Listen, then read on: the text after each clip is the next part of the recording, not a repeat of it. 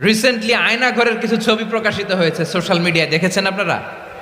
হ্যাঁ, ছোট্ট একটা জায়গা স্বাধীন মানুষকে প্রাণীর মতো পাখির মতো খাঁচায় বন্দি করে রেখেছে। কখন দিন কখন রাত কিছু জানে না, বছরের পর বছর কেটে গিয়েছে। ফোর্স ডিসঅ্যাপিয়ারেন্স, গুম, যেটা সবচাইতে বড় মানবতা বিরোধী অপরাধ। কত মানুষ যে গুম হয়েছে তার কোনো ইয়ত্তা নাই। যেই ফ্যামিলির সদস্য গুম হয়েছে তারা কি ওই লোকটার জন্য মাগফিরাতের দোয়া করবে নাকি সুস্বাস্থ্যের দোয়া করবে তারা নিজেরাও জানতো না, কারণ জানে না ও বেঁচে আছে না মরে গেছে।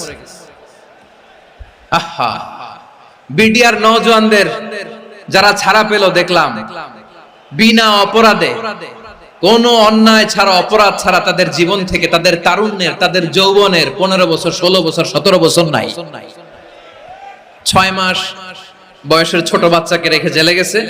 6 মাসের মেয়ে বেরোয় দেখে মেয়ের বয়স 17 বছর। মেয়ে বাবারে চিনে না, বাবা মেয়েরে চিনে না। মেয়েকে এখন বিয়ে দিয়ে আরেক ছেলের হাতে তুলে দিবে। মেয়ের শৈশব বাবা দেখে নাই, মেয়ের কৈশোর বাবা দেখে নাই, মেয়ের তারুণ্য দেখে নাই। আরেক যুবককে দেখলাম 14 দিনের সংসার, 2 সপ্তাহের সংসার শেষে জেলে গেছে। কত যুবকের যে স্ত্রী চলে গিয়েছে ফ্যামিলি ছেড়ে, কারণ জানে না তো কবে আসবে, কি হবে, কেউ জানতো না।